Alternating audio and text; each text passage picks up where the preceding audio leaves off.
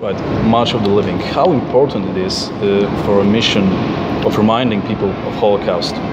The problem with the March of the Living, the problem the March of the Living is trying to address is apathy and indifference. It's interesting, the Holocaust has two opposite lessons. The first lesson is a lesson of despair and pessimism.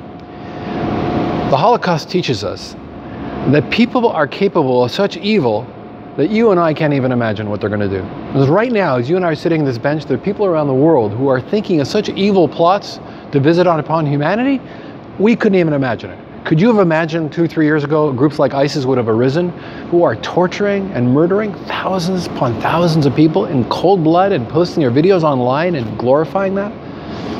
So we learned from the Holocaust that people have the capacity for evil that is almost infinite. But we also learned from the Holocaust the exact opposite. That people have the capacity for goodness and nobility and courage that's also almost unbelievable.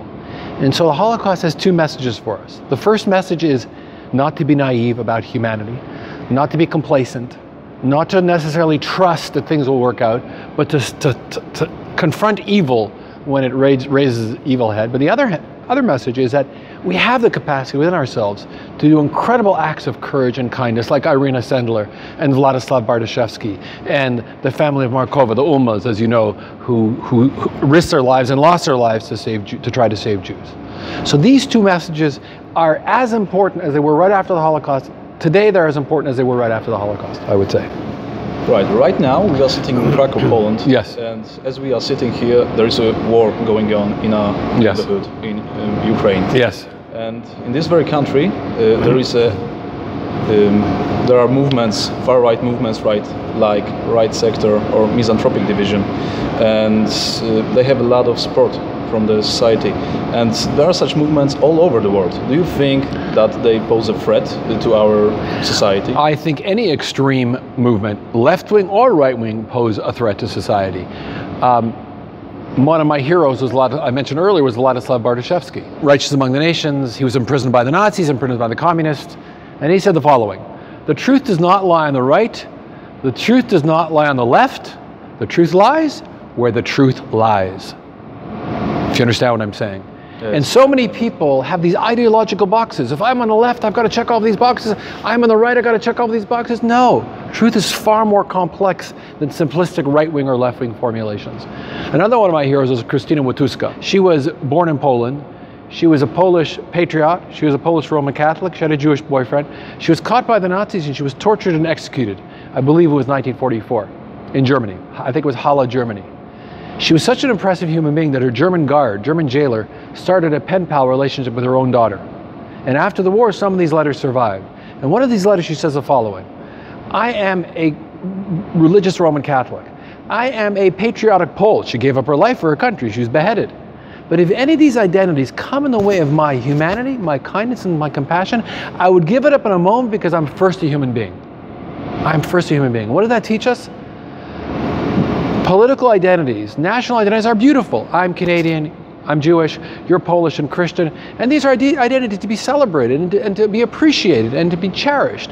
But if those identities become more important than your humanity or my humanity, it's not a good idea. So nationalism is good up to a point, but our common humanity comes first. I learned that from Krystyna Łaziuk, a patriotic Pole who gave up her life for her country. Right, so what do you think we should do every day to try to prevent such atrocities? I think we need to be able to celebrate our identities without putting down others. And we need to celebrate our identities while acknowledging that we have flaws in our past. Poles have flaws in their past. Canadians have flaws in their past. You know, our treatment of First Nations was tragic. First Nations are the Indians, formerly called the Indians. First Nations, tragic. Our own Prime Minister of Canada said when he was accused of giving too much money to the Indians or First Nations, he said, I'm not giving too much money to them, I'm keeping them at near starvation levels. Proud. This is over 150 years ago, which our Prime Minister of the country said. I mean, that's how unconscious we were of treating our own First Nations people. So we can do two things. We can say, our country's the greatest in the world, we've been perfect all the time. Or we can say, no, our country's great, but we made some mistakes and we're going to learn from our past. And Poland needs to do the same thing. Great country, wonderful history, incredible traditions, beautiful music, Chopin, everything. But we've made mistakes on the way as well. Let's acknowledge those mistakes, because when you do that, you get much more respect from yourselves and the world. Right, so do you think that Polish government, the one that is present right now and the former ones, are they doing enough to keep the memory, to teach people about Holocaust? You know what, I'm not an expert on every government. There's a very famous quote that says, no matter who you vote for, the government still gets elected, right? You get the joke. Yeah. I will say that I've seen a remarkable transformation in Poland since I first came in '89. When I came in '89, the country was still under communist rule. The country was black and white, literally. I mean, there was no color. People were afraid to speak. It was just, everything was so stunted and so stilted. And when I went to Auschwitz-Birkenau, I think I saw the mention of Jew once. Poles were killed, Hungarians were killed, Czechs were killed, French were, whoever, Jews? Yeah, maybe some Jews. No, the truth is most of those people killed in Auschwitz were killed because they were Jews. But what's happened over the last 30 years, Auschwitz-Birkenau is an example. There's tremendous prominence given to Jewish suffering, but throughout the country, I've seen a renewal of pride in the Jewish heritage that once existed here, and a willingness to reconcile and create good relations between Poles and Jews.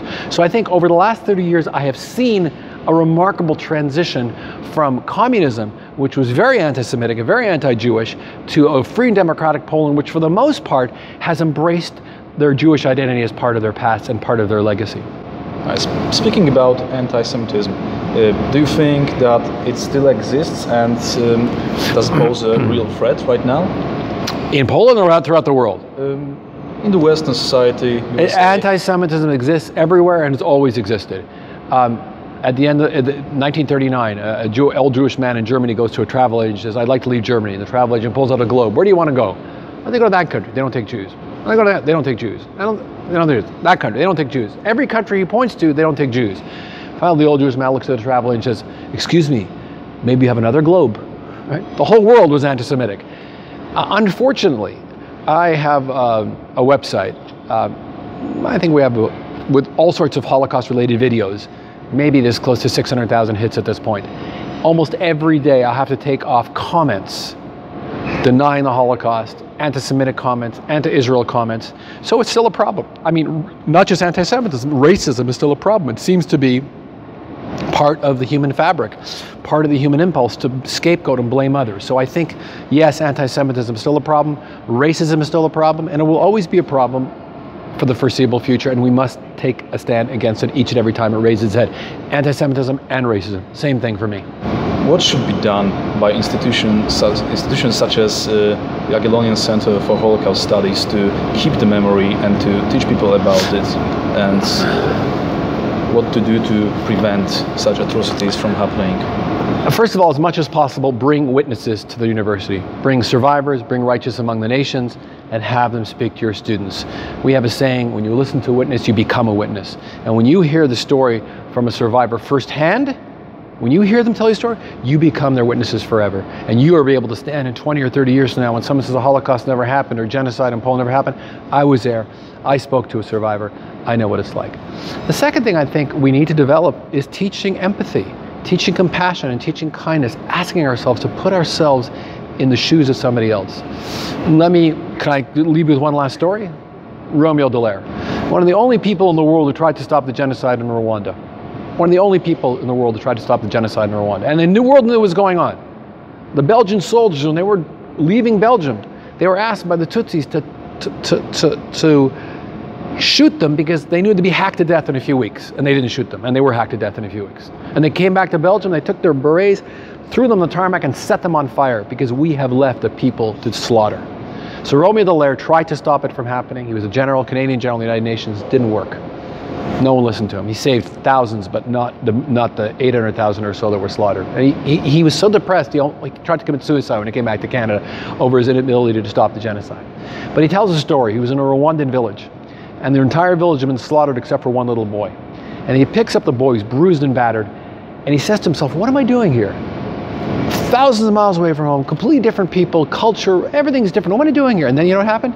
He looked into the child's eyes. You know what he saw? The same eyes as his children at home, wanting protection and love and kindness and care and compassion. And he said, that's when I realized there was no difference between this child and my child. That's what I realized, that no human is more human than any other human. Think of that quote. No human is more human than any other human. And why do genocides happen? Why do Holocausts happen? Because we haven't figured out that simple fact that your humanity and my humanity are exactly equal. And that's what we need to teach. That simple line, no human is more human than any other human, to value all human life equally.